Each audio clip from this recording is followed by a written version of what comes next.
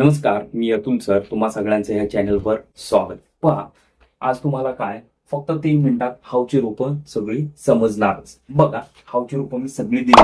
आता आपण एक एक करून पाहू त्यांचा अर्थ काय होतो आणि त्यांचा वापरही पाहू. जसे की बघा, पहिलं जे आहे काय हाव. हावचे किती अर्थ होतात लिहून घ्या वहीमध्ये, मग तुमच्या लक्षात येईल. बघा, कसा, कशा रीतीने, नंतर आहे कशा प्रकार. म्हणजे बघा, हाऊ आर यू म्हणजे तू कसा आहेस, आहे की नाही. हाऊ ओल्ड इज शी. आता इथं हाऊच्या नंतर काय आलंय, एक नाम आलंय की नाही. हाऊ ओल्ड म्हणजे तिचं वय किती आहे. म्हणजे इथं हाऊचा अर्थ काय चेंज झालेला. इथं काय झालंय किती, आणि पहिल्या वाक्यामध्ये काय कसा. लिहून घ्या कसं, आणि ह्याचं असं वापरलं तर किती. त्याच्यानंतर काय हाऊ मेनी. हाऊ मेनीचा अर्थ पण काय होतं की किती. बघा, how many days are there in a week म्हणजे आठवड्यात किती दिवस आहेत. बघा, हाऊ मेनी नंतर जे पण तुम्ही घेणार त्याचं काय करायचं तुम्हाला अनेक वचन. अनेक वचन रूपामध्ये त्याला तो इथला जो शब्द काय असेल, नाऊन नाऊन असेल त्याच्यातलंच, म्हणजे मटेरियल नाऊन असेल किंवा कलेक्टिव्ह नाऊन असेल, काही असेल, कुठलं नाऊन असेल, तर काय इथं काय तुम्हाला ते अनेक वचन मध्ये घ्यायचंय. आता हे हाऊ मेनी म्हणजे काय किती, तुम्ही संख्येच्या स्वरूपात त्याला मोजू शकता. तेव्हा असं दर्शवायचं असतं, त्यावेळेस तुम्हाला काय वापरायचंय हाऊ मेनी. क्लिअर. आता हाऊ मच. हाऊ मचचा पण अर्थ काय किती. आता ह्याच्यात फरक आहे आणि ह्याच्यातही फरक आहे आणि ह्याच्यातही फरक आहे. बघा, हे किती म्हणजे काय, हे मोजता येणार. ओके, मोजता येणार संख्येच्या स्वरूपात, आणि हे न मोजता येणार कशात, संख्येच्या स्वरूपात. बघा, आपण संख्येच्या स्वरूपात म्हणजे आता आपल्याकडे पाणी आहे, तर आपण संख्येच्या स्वरूपात मोजू शकतो का. 1 पाणी, 2 पाणी, 3 पाणी, किंवा हवा, 1 हवा, 2 हवा.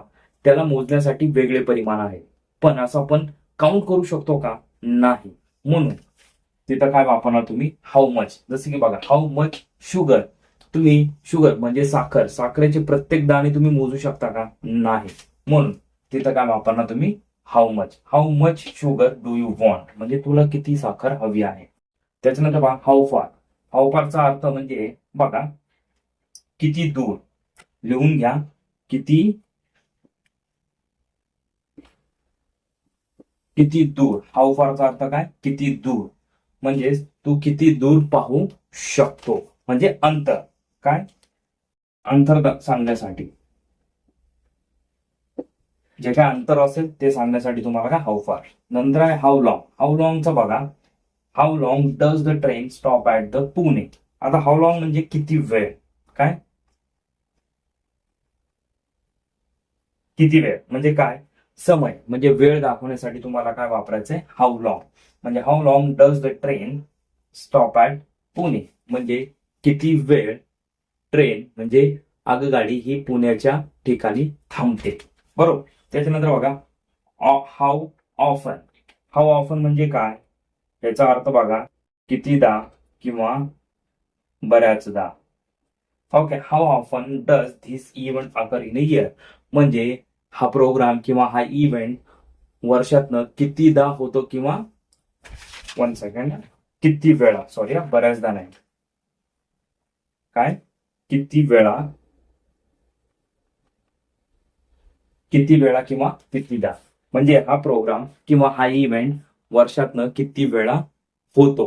अकर म्हणजे होतो. बघा, आता हे तुम्हाला हाऊची रूपं मी समजावले, हे लिहून घ्या, पाठ करा आणि त्याचा सराव करा. म्हणजे तुम्हाला ग्रामर सोडवताना यांचा काय तुम्हाला समस्या येणार नाही. काय डाऊट असेल तर कमेंट बॉक्समध्ये तुम्ही कमेंट करू शकता.